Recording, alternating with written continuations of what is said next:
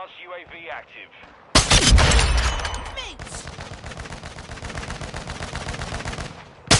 Loading!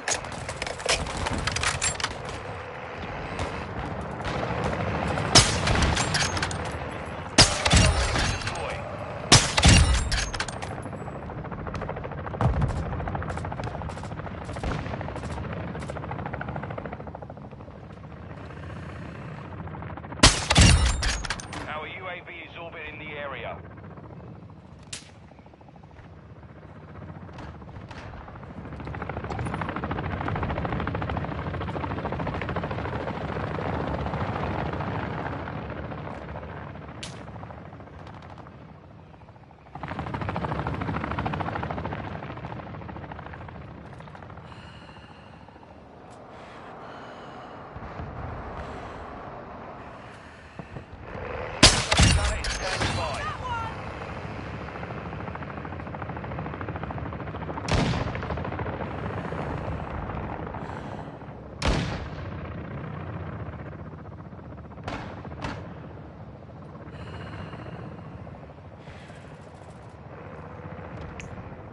Friendly mortar strike on the way.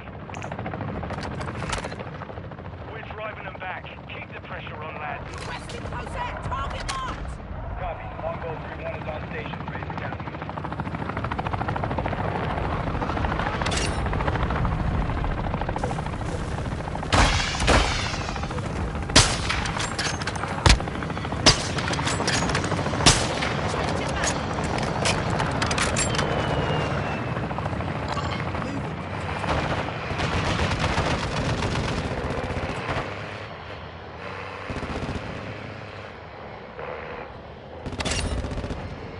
Friendly mortar strike inbound.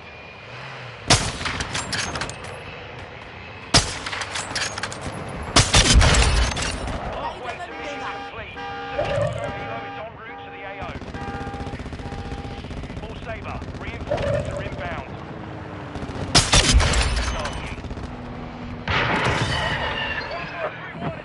We're getting overrun. Fall back.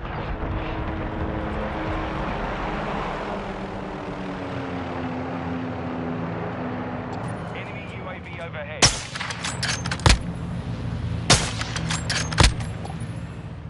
Friendly airstrike in the AO.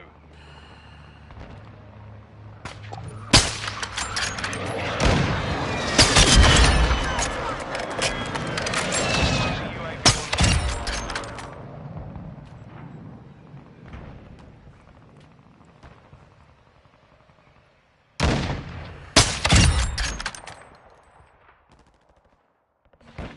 Our UAV is orbiting the area.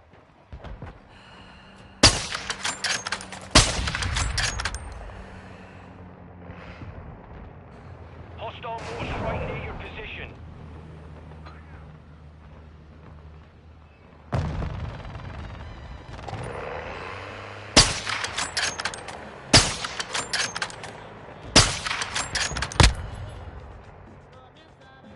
Friendly UAV on station. Changing back!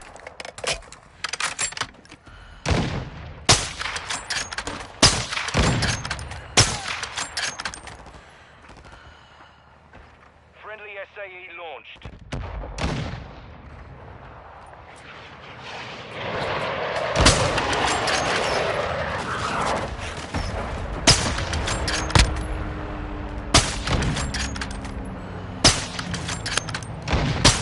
Lost mag! Hostile sentry is active.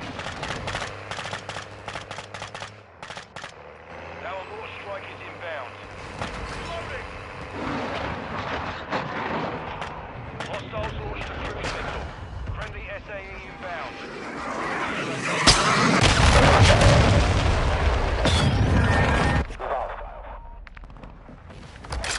Hostile UAV in the area.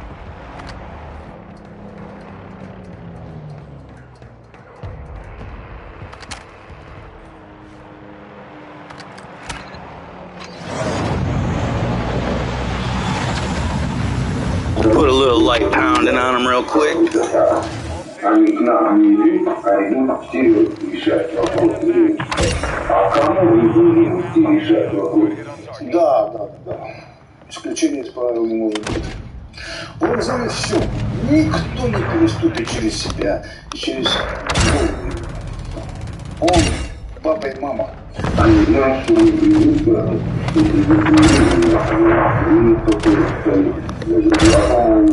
есть люди, которые что-то могут сказать. Правда. Вор — это как третейский судья. Он берет одну сторону, слушает другую сторону, вот эти две стороны он сажает и начинает разбирать, кто прав и кто виноват. Иногда вы делаете это для того, чтобы узнать человека, не надо с ним общаться, он просто взгляни в глаза, и ты дадим это что. Почему? Потому что университет наложил. Если человек начинает хитрить, его видно, что это нельзя. За каждый поступок в лагере человек несет ответственность. Нельзя оговаривать человека за спиной. Нельзя красть, нельзя брать разрешение, нельзя говорить то, что ты не можешь обосновать, сказать. Если проиграл, даже если хороший парень, ты по-любому ты должен... I was right behind you with that nuke, bro. I don't know, maybe I got it, I don't know. No, it was you. Good job, buddy.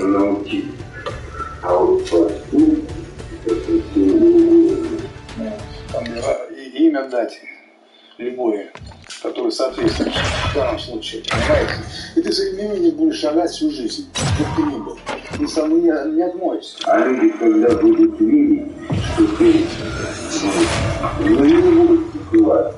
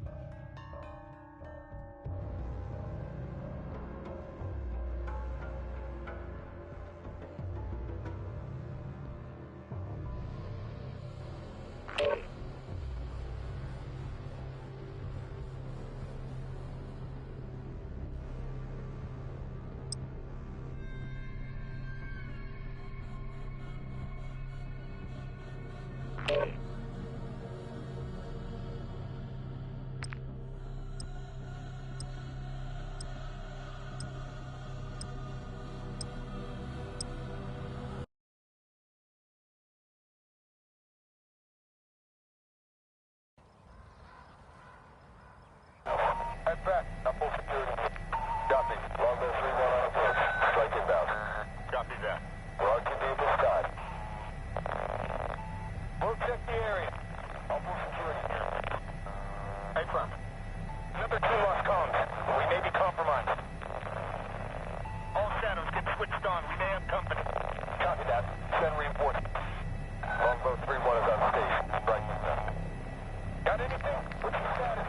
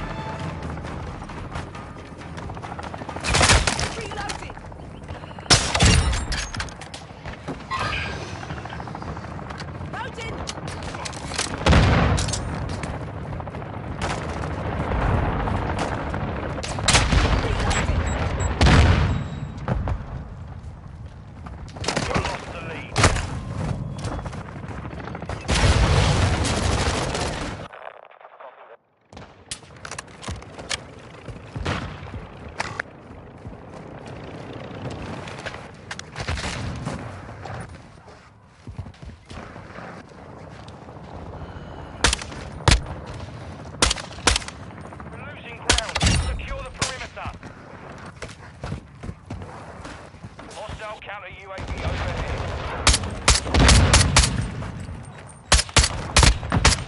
Reloading. Switching mags. Throwing chill charge. We take the lead. Enemy UAV active. It's ours.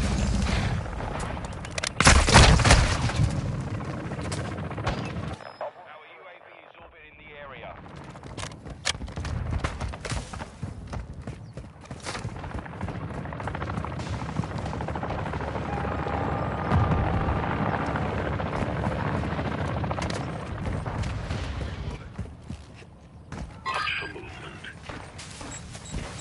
We're driving them back. Keep the pressure on land.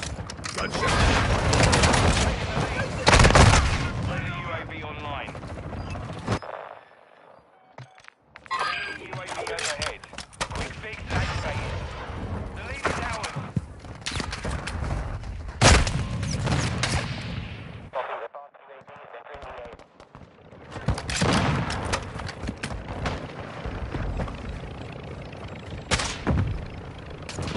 Cheeky bastard. Loading.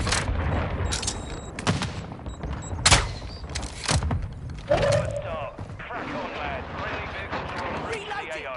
Hostile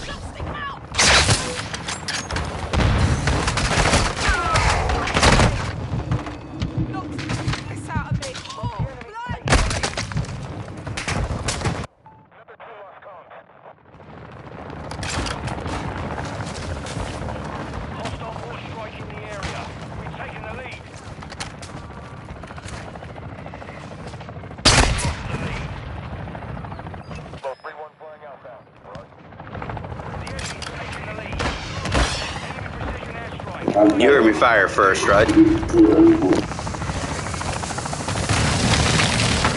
UAV active. Friendly UAV on station.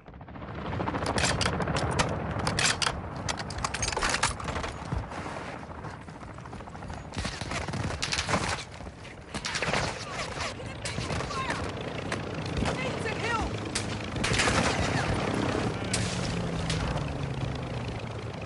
Hostile UAV in the area.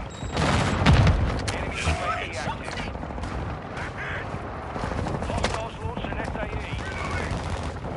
Oh, blood.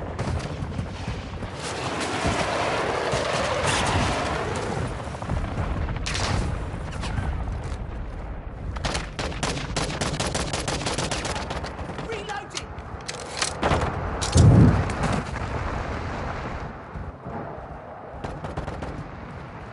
Hostile UAV in the area. They're on me. Our perimeter's compromised. Fall back. Hostile Right, right.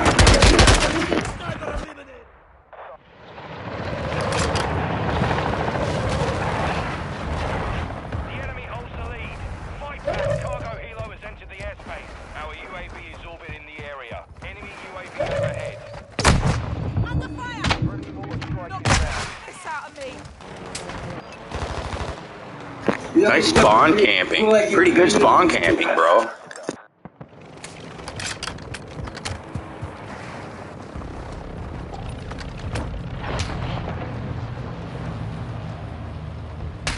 Friendly counter UAV is online. Fire.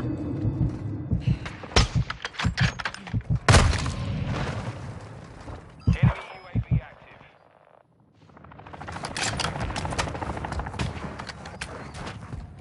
He's even hiding in the dark part and everything else. I got him. Малашку держишь?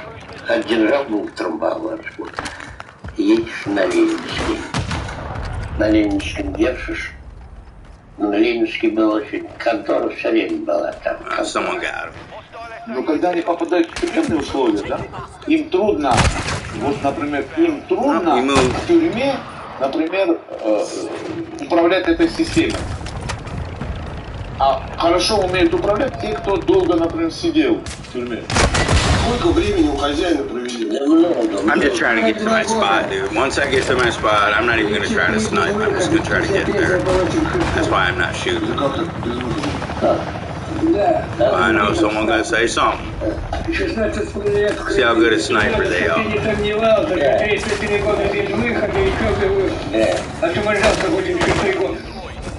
Сел 24 июня 1953 года. 15 лет. Указ Вальва. Campers to the left. Campers to the right. 58-й пропустили. 58-й сказал второй раз. You can't even see the guy, dude. It's like... В Иркуте. 55-й на Колыме. 8 лет, 20 лет. I'm gonna try. Oh, 60 лет. okay. Okay, I got you. Тобольский. Китай. Fuck that. Ну что, 67.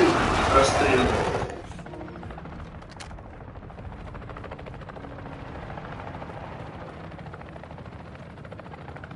На прогулке в Воронцовский город фильм кидаем, блядь. Он вызывает что-то рядом дворик, вызываем дверь, нахуй он лежит.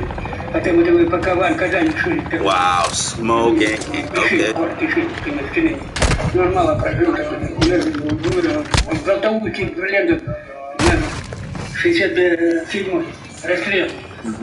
71-й. 71-й Владимир. 15. Ну вот уже 15 лет, а так все. До 20 там было, здесь уже 15 лет. Да. А здесь, считай, 45-й. 2 года ты говори.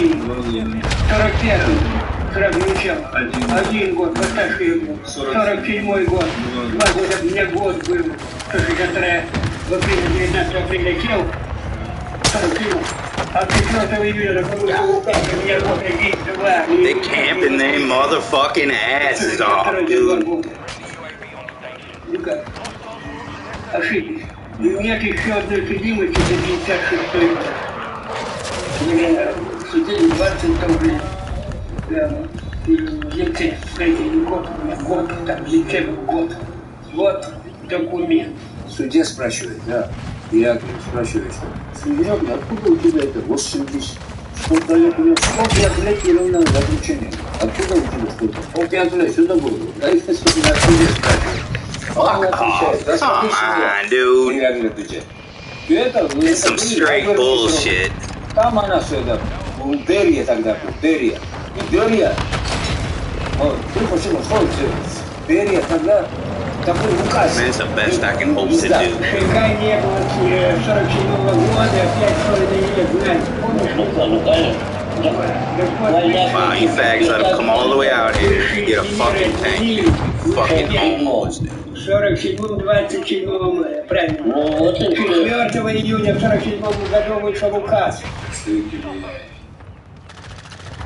традиционного криминала, те, которые воевали, когда они начали возвращаться, места лишения свободы, они встретили там уже сплотившихся, уже выросшее новое поколение.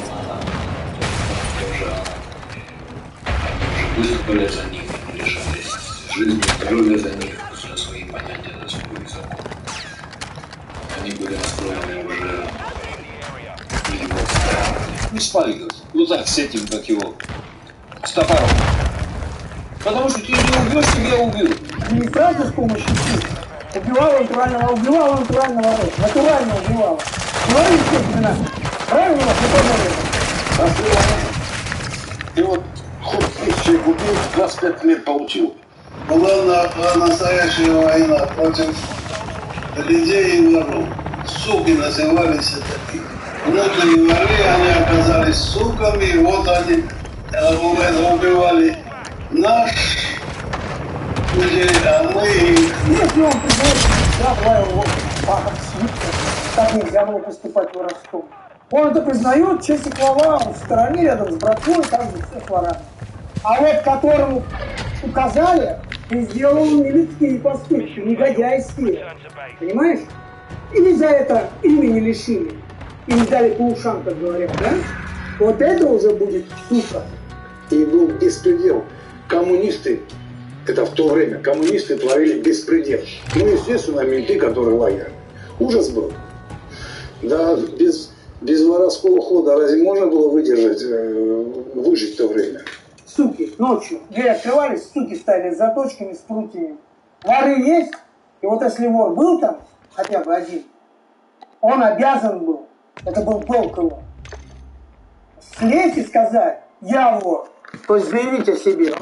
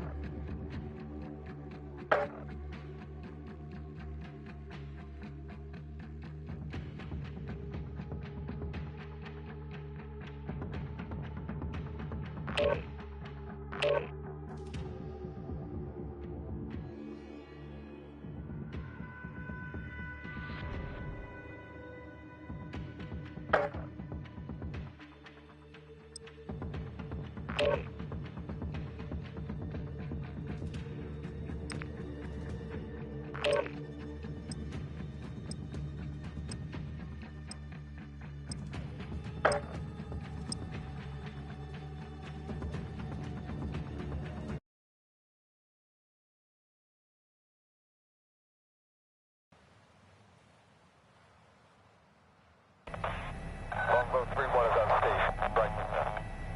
Got anything? What's your status? Longbow 3-1 flying outbound. Stay sharp. I saw something. You have that too? Nothing yet. I got a shadow down. Send reinforcements. I think I have something. Target. No visual. Boss UAV is disengaging. Confirmed. We saw something here on the ticket.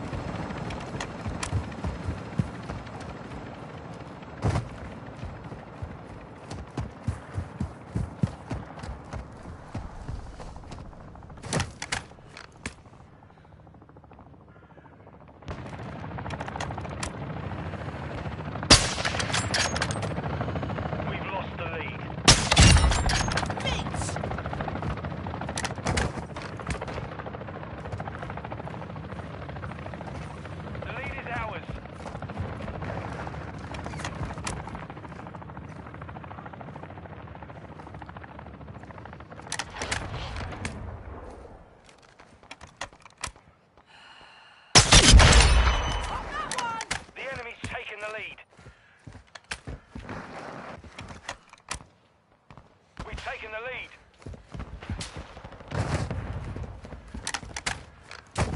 Fast hands activated.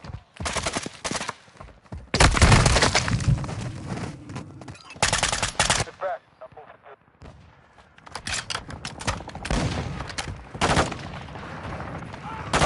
Hostile UAV in the area. Strike inbound. Copy that.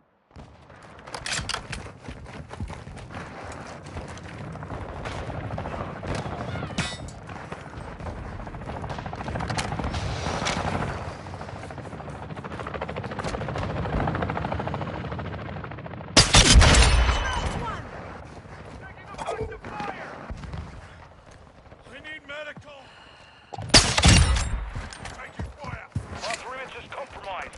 Fall back. UAV overhead. Taking it! Drop the git! Oh, blimey! Dropped an ammo box.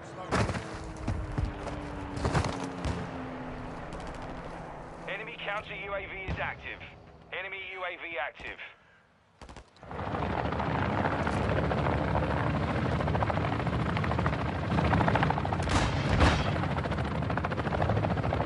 We're getting hit hard.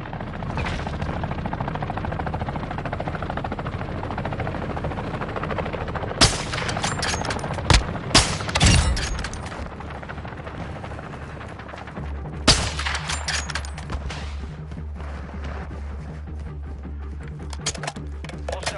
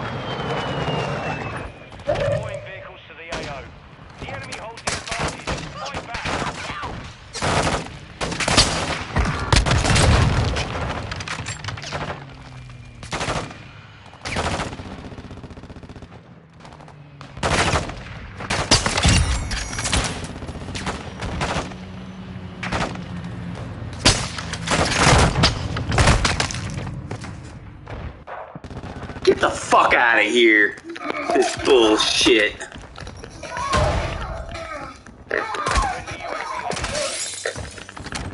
Hostile airstrike incoming.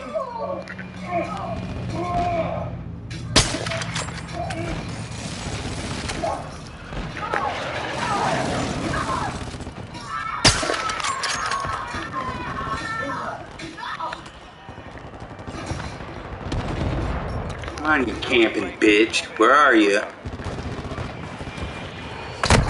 They're gunning for me. Fuck. Really? Alright, well, at least you put me in a decent spot. We're advancing. Not right down fucking Camber Alley.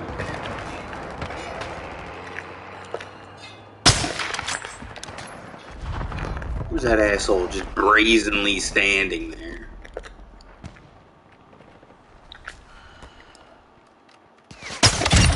There he is. Online. Bitch. Nope. There he is.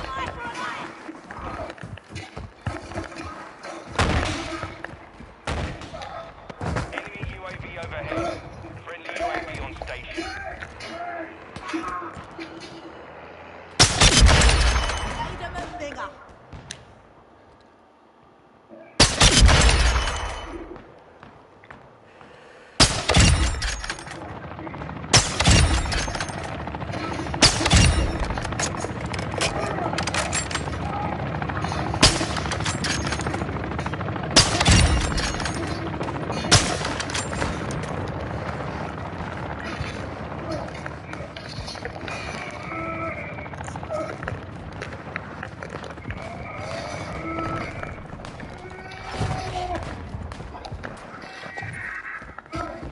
Our UAV is orbiting the area.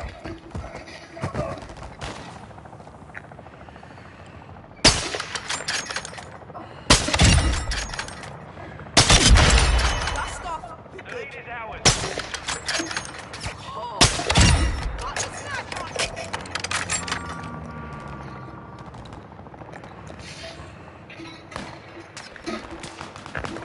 Friendly UAV online.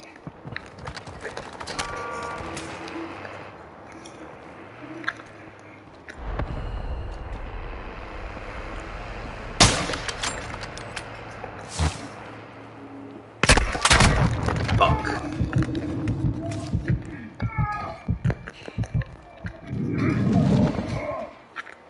Enemy UAV. VTOL ready for tasking. Requesting airstrike. Target marked. Copy that. Longbow. Hostile UAV in the area.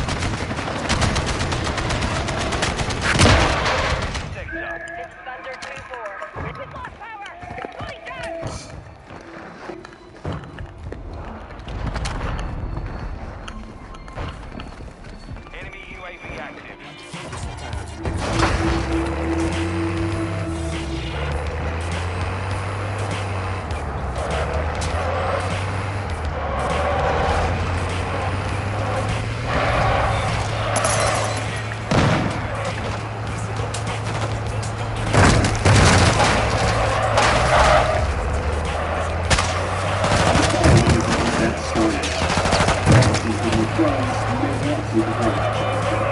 It's no secret, adapting a novel to the screen is a type of law. Text on the page allows our imagination to fill in the gaps for greater extent than seen on screen. Not to mention, there's always elements of one thing that make another game, for the shoot or a move because, come on, man. Even great adaptations are never going to please everyone. Adaptations are frequently going to please no one, and even when they seem to please everyone, they might not please the author.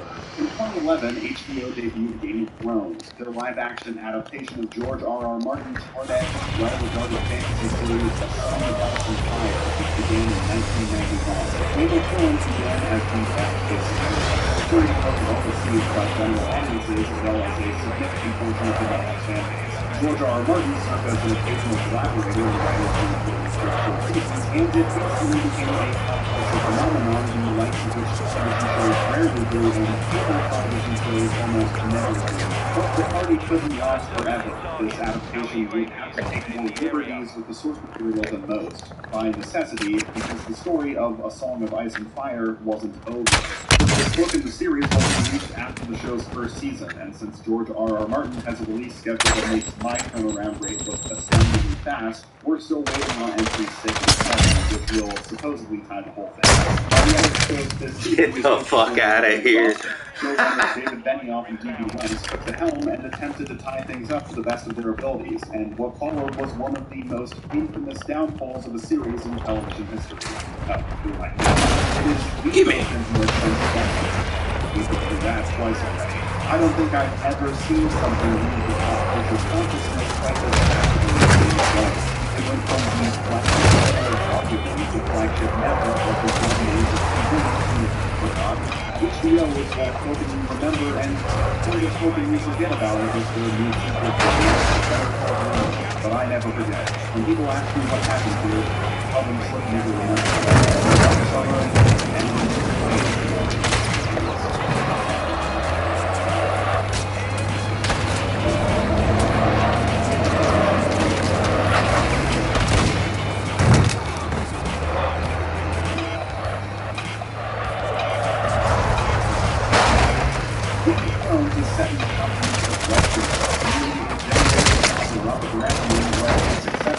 Against the former tyrannical king who had a bad habit of burning his constituents alive.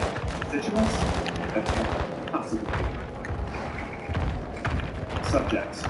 In a whole strong men, good times, weak men, hard times cycle sort of thing, Robert looks more suited to rebellion than ruling, and a number of conspiracies are brewing right under his nose, while he sits around drinking, eating, and pouring all day. The series follows the efforts of the two noble houses of the king. In the cold, harsh northern territory of Winterfell, we have the cold, Stark family. Founded by Ned Stark, who does his best to put the noble in the term noble family. In the sunny southern capital of King's Landing, we have the Lannisters, a collection of blonde-haired, mustache-twirling Disney villains. They're the richest family in the kingdom who wed Sister Cersei off into a local after his dream bride got invited by the Africans in the Rawhide barbecue.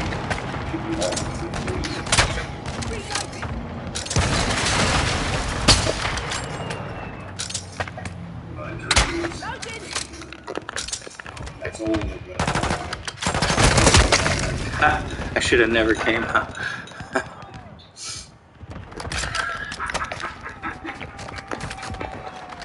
Cersei's also hiding a terrible secret that she fears Ned Stark, the king's best friend and newly appointed right-hand man, will uncover. She and her twin brother Jaime have been hooking up on the regular. Should their affair be outed, not only will her marriage to the king be destroyed, but also the Lannisters' impending control of the crown. Cersei's eldest son Joffrey is the heir apparent, and even though everyone knows the brat's a bastard in the figurative sense, learning he's a bastard in the literal sense could undermine his claim to the throne. And since Cersei's got regicide by proxy on her to-do list, Joffrey's parentage needs to remain a secret. When Ned's youngest son Bran catches Jaime playing Twister with his sister, the incestuous couple attempts to kill the boy, and even though the murder doesn't take, he still conveniently loses his memory of the event along with the use of his legs. Things I do for love. Brains Tumble is a solid cliffhanger to a fairly deft introductory episode. Game of Thrones features an expansive cast, and even I'm dreading introducing, or at least reintroducing, all these characters to you properly, so I can only imagine how daunting it was for the writers. Supposedly, early test screenings of the pilot left audiences baffled. They didn't understand the significance of who Jaime Lannister was. He just seemed like a bodyguard or something. Who was that? What relation do these people have? I don't know. So showrunners Benioff and Weiss packed the whole thing with ADR to make it clear without being insulting, and fortunately the show remains relatively easy to follow. The first 2 episodes are laser focused on the Starks and the Lannisters. Episode 3 takes us to King's Landing, where we meet the main power players in the small council, and then episode 4 is the tournament, where the show begins to jump into side characters in earnest. Just enough to make the world feel expansive without being overwhelming. Compare this to my much-beloved Boardwalk Empire, which premiered only a year prior. There's real historical figures mixed in with fake historical figures, mixed in with outright fictional characters, and characters that appear in one scene, then disappear for 10 episodes, and come back 2 years later and expect you to remember everything about them. Boy, do they drop you in the deep end. And Nucky Luciano. Lucky. Come again? Lucky Luciano, Nucky Thompson. There's only one part of the cast that feels a tad too expansive for its own good in Season 1, and that's Stannis Baratheon. If Joffrey's true parentage were to come to light, that would make Stannis, Robert's brother, next in line for the throne. There's much discussion about Stannis' nature. Can we trust him with the truth of the Lannisters? Does his icy demeanor make him the sort of leader the people of Westeros would fight for? But the audience never meets Stannis in Season 1, so I have no clue who we're talking about. And he's not exactly like Tywin, the patriarch of House Lannister. Tywin doesn't appear until episode 7, but his reputation precedes him through his awful children. Where you go, alright, I need to meet whoever raised these little shits. The rumors of your demise are unfounded. Disappoint you. From a nasty patriarch to a nice one, let's talk about our leading man, Ned Stark. HBO already threw their weight behind the production value of the show, and it's not being served as that extra bit of oomph when it came to star power. As solid as his performance is, I'm sad to admit the character of Ned Stark actually left me disconnected from the series on a first viewing. I think your enjoyment of Game of Thrones first season is hugely predicated on if you know what the twist is. Ned is not making it to the first season finale in one piece. If you know where this is going, he's the perfect setup. The stoic, badass, noble lord who values those under his protection and always does the honorable thing, even when it means putting his life on the line. The bleak punctuation focused on pitting love of family against commitment to duty is also masterful, exploring a theme that's oddly relatable despite being so particular to this fantasy world. Ned's death will also spark a war that defines almost half the series, so you want to establish just how awesome and idealistic this guy is in Warren's name. Whether it's understated, tender moments with his children, stern yet playful moments with his rambunctious king, or tense high moves with the scheming Lannisters, Ned is the fantasy lord we all aspire to be. When you know the twist and anticipate his death, you can appreciate all these moments. You know this is all a build-up for the battle to come, and Ned Stark is the Man, get the fuck out of here, all you fucking camping bitches. For the first time cold with no spoilers, Ned Stark is hard to connect to as a protagonist. Why? Well, the show is called Game of Thrones. It's a game for the throne. All about the scheming and conniving, backstabbing, wheeling and dealing to take and keep power in feudal medieval society. And Ned Stark is really bad at it. Almost every episode, he either tips off a villain through his plans, or walks into an obvious trap.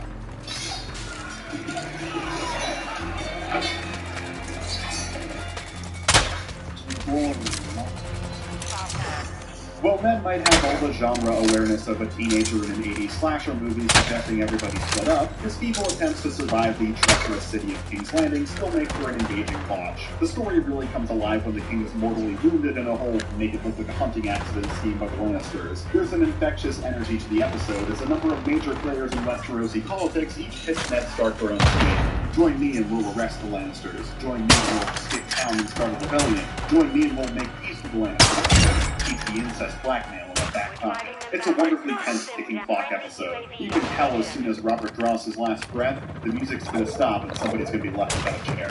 Of course, that somebody is Ned, with the Lannisters framing the truth of Joffrey's birth as a conspiracy theory and intending to have Ned exiled, only for Joffrey to go off script and execute him instead. Friendly cruise Subordinate. Sir Emmett. Bring me his head. This act of wanton cruelty immediately bites the rest of the Lannister clan in the ass, as they now face 3 opponents. Robert's 2 brothers both raise armies to take the crown, and the Starks in the north fight for independence and vow revenge on Joffrey. The War of the Five Kings is on, and will define the 2nd and 3rd seasons of the series. But Game of Thrones isn't just 1 season of intrigue, 7 seasons of war. There's a smorgasbord of fantasy B stories running throughout the series, and no season offers greater variety than the first. Ned Stark's bastard son Jon Snow joins the Night's Watch, a military organization dedicated to protecting a giant ice wall. North of that ice wall, there's tales of giants and reanimated corpses known as White Walkers. But one thing we know for certain is there's wildlings. When the wildlings send people over, they're not sending their best. They're bringing pillagers, they're bringing cannibals, they're wargs. Some, I assume, are hot bossy redheads. Anyways, since exile on the Night's Watch can be chosen as an alternative to corporal punishment for thieves and rapists, the organization has a bit of a credibility issue, and a bit of a staffing issue. It's up to Jon Snow to take this ragtag group of down-on-their-luck exiles and turn them into worthy soldiers, all while contending with the Master-at-Arms, Dean Bitterness. The storyline trades in a lot of cliches, right down to the bumbling, funny, fat best friend, and is overall probably the least compelling of the first season's main story arcs. It's by no means bad, and it's certainly got its moments. Everything going on in the final 3 episodes, where Jon wrestles with Japan and meets his oath so he can fight alongside his brother to rescue his father, especially coupled with the parallels to his father's struggles with family over duty, that's the A material right there. It is honest, prepared for a woman's love. What is duty? That is feel a tender son-in-law. All brothers must.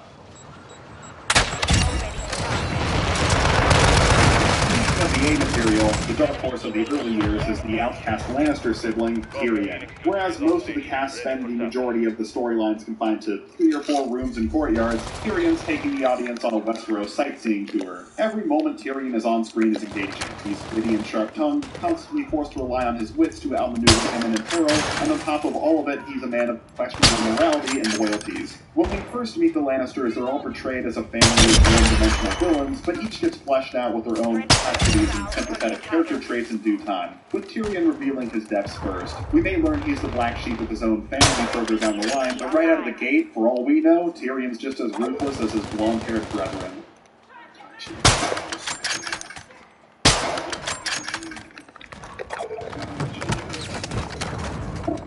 That extra bit of sinister edge adds even more flavor to Tyrion's already show-stealing, swashbuckling adventure throughout Season 1. Hissing off the edge of the wall, being falsely accused and locked up, befriending a wisecracking sellsword, surviving a trial by combat, outsmarting a savage hill tribe, falling for a prostitute during a flirty drinking game, all culminating in surviving a grand battle and returning home alive.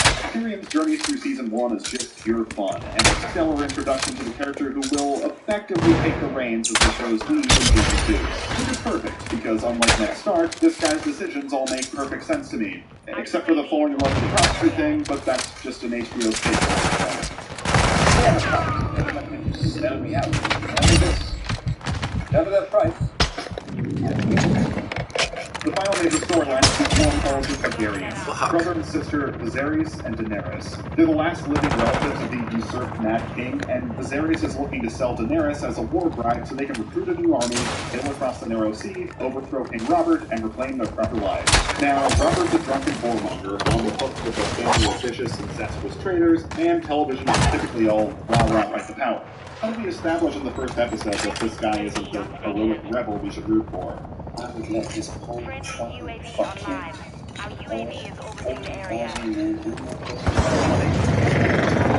Yeah, no. In episode 6, Viserys winds up being the first of many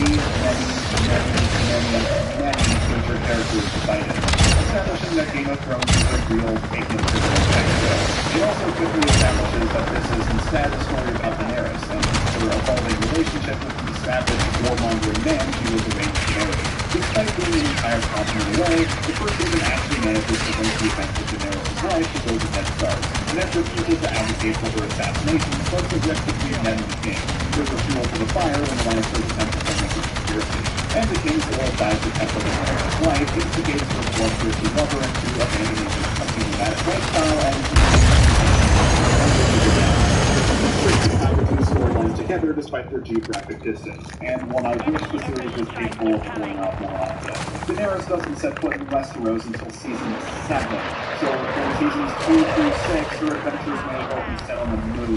The effort the writers put into season 1 to make Daenerys feel like she lived and married and traveled on the same planet as Westeros went a long way. And I wish the following seasons put in the same effort to intertwine events abroad with what's going on in Westeros. That being said, none of the season is perfect. The ending left a weird taste in my mouth. At the end of the season, her husband is mortally wounded, so she asks the princess she rescued from being raped by her husband's warriors to do a quick little blood magic trade. You take our baby in exchange for my husband. The trade works, but the husband comes back as a drooling vegetable, and the priestess bestows this wise lesson on her. Sure, you used to be a victim like me, you were a sex slave, but we can't all be lucky enough to become Jason Momoa's sex slave. And yeah, sure, you saved me, but your warriors had already destroyed my temple, destroyed my village, killed everyone I ever loved. Why don't you take a look at your car? Then you'll see exactly what life is like. Friendly UAV on station. I thought this was a beautiful and impactful message. Given the narrow focus we have from her point of view, Daenerys was her arranged husband initially, so she saw herself as a sort of ally.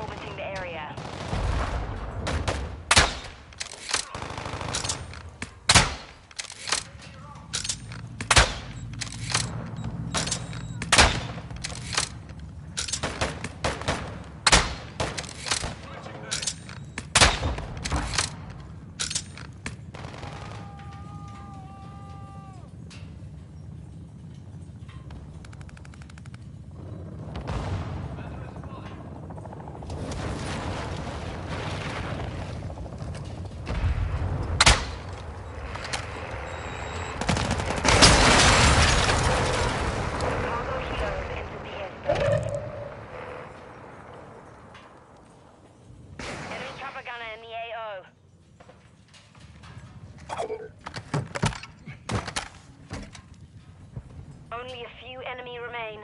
Take them out.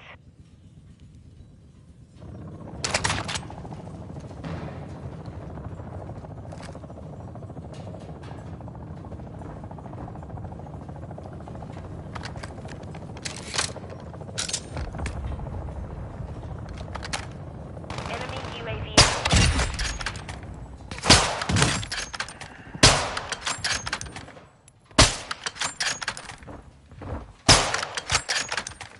Friendly UAV online.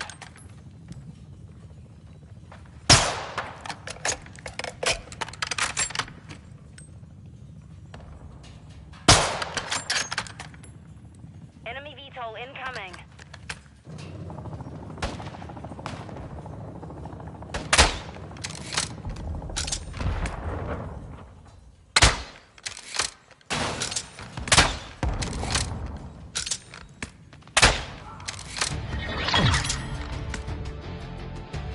All hunters, mission accomplished.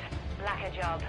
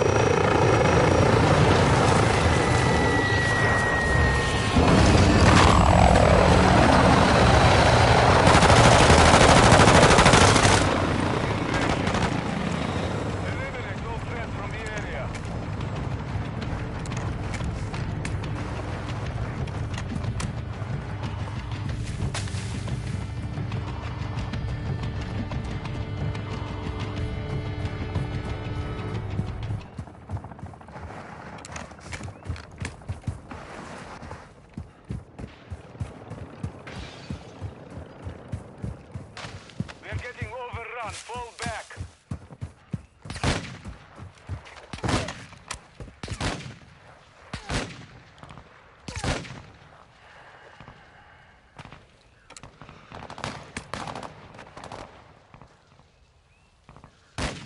We have the lead.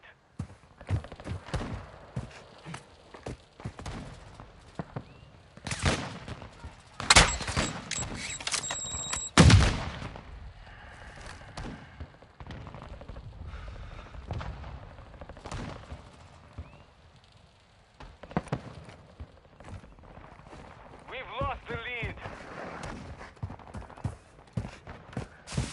The enemy has the lead.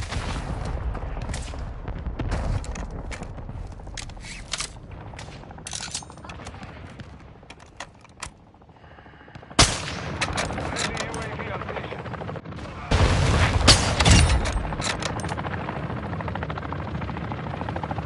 Last round online.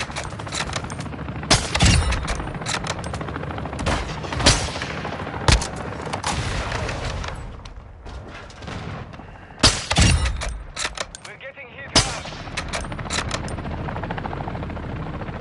We've secured the lead.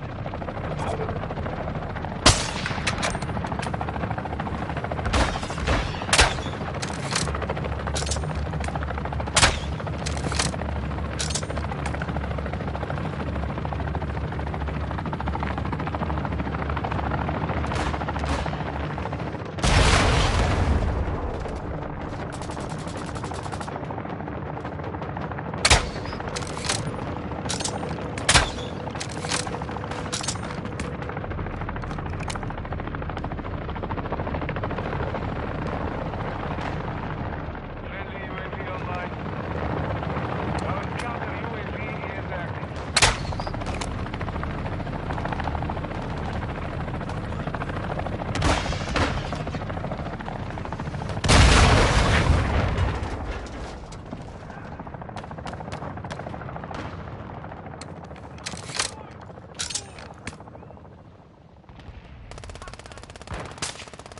Our UAV is orbiting the area.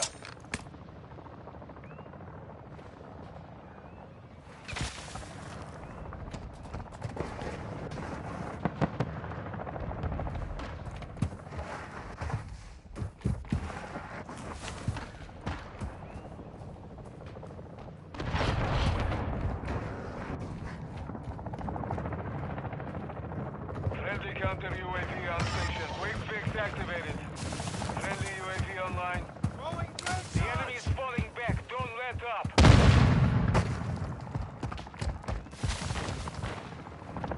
Friendly UAV on station. We've lost the lead.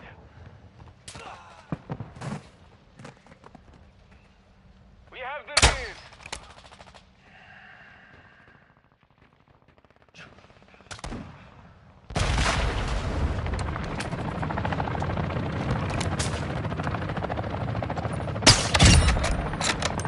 Friendly counter UAV is online. Our UAV is orbiting.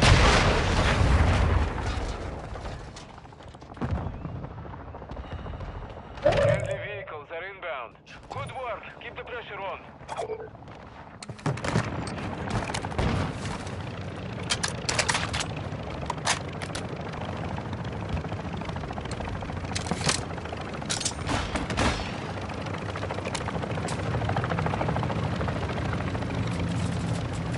UAV in the sector.